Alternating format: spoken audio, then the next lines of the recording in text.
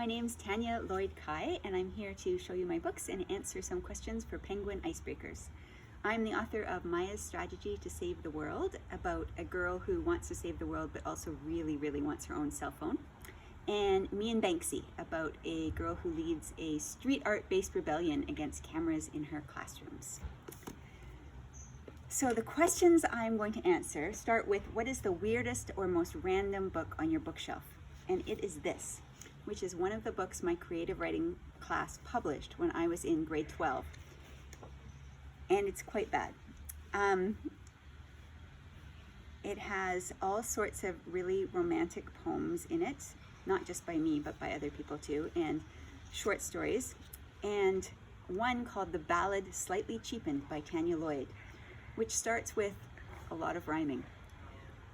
On one bright and cheery noon, we were aboard the Aberdoon, sailing easily along on sunny sea.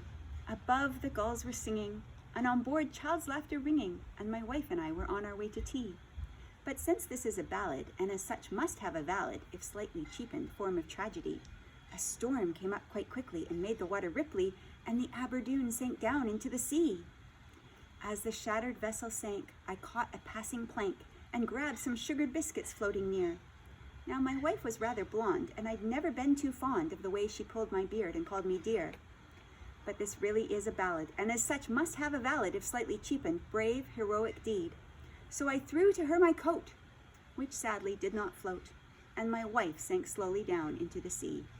And it continues for another 2 pages with a lot more rhyming. The next question is, what is the one book you tell everyone to read? And for the last year, it has been this one for kids, which is Can You Hear the Trees Talking? Or the sister book for adults is called The Hidden Life of Trees.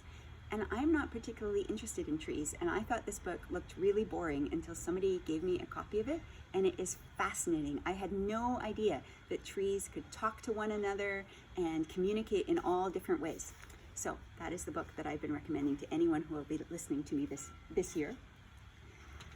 My third question is, what is a unique or unexpected talent that I have? Well, I grew up in a restaurant. My parents bought a restaurant when I was in elementary school, and I worked there right up until when I was in university.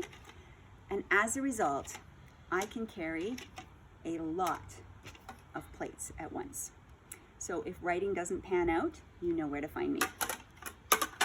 And finally, if I could be quarantined anywhere in the world, where would I be? And I think I would be here in my backyard.